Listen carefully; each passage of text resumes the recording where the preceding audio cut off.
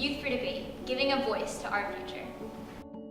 We teach debate and public speaking at middle schools and high schools, and the aim is to just bridge the education gap and give that opportunity to learn how to express yourself and really give students the ability to advocate for themselves.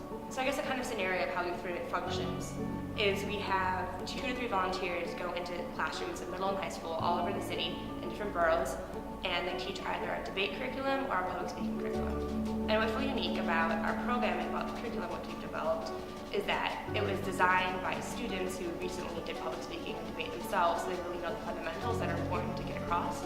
It is a very structured curriculum. There are 7 lessons that are taught to the students.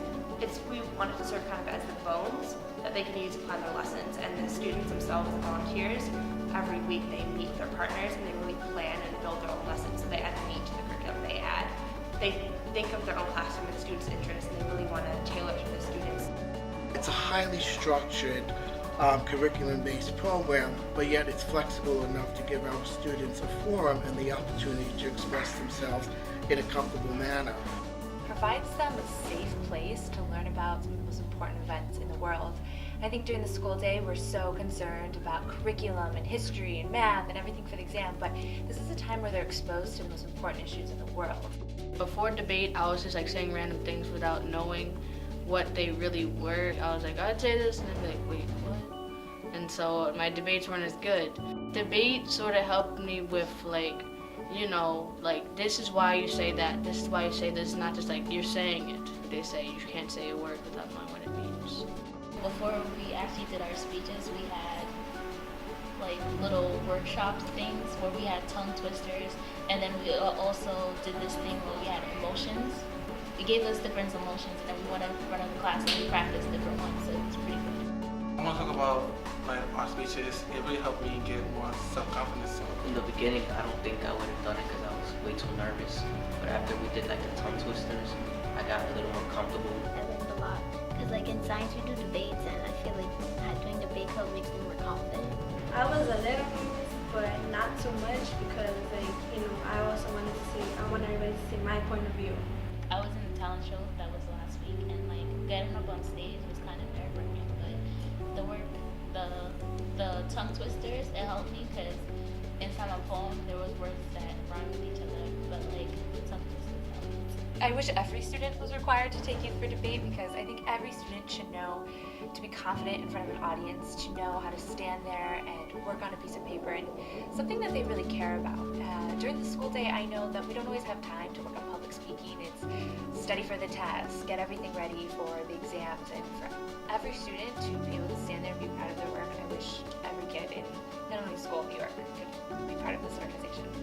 By giving these kids, in particular, the ability to talk about something that they are passionate about, that they cared about, they had a new voice, so they can take that voice and then use it when they get to a college campus, or use it when they interview for a job.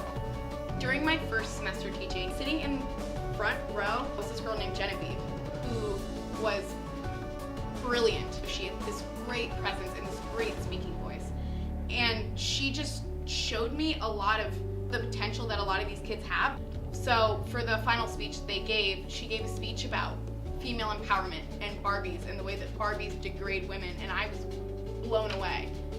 I was blown away because everything that came out of her mouth was so eloquent and so refined and so on point that I couldn't even believe that she was a high school sophomore, because obviously she has maturity far beyond her years. And so during Youth for Debate, she really had a chance to express herself in a way that she hadn't previously in her classes.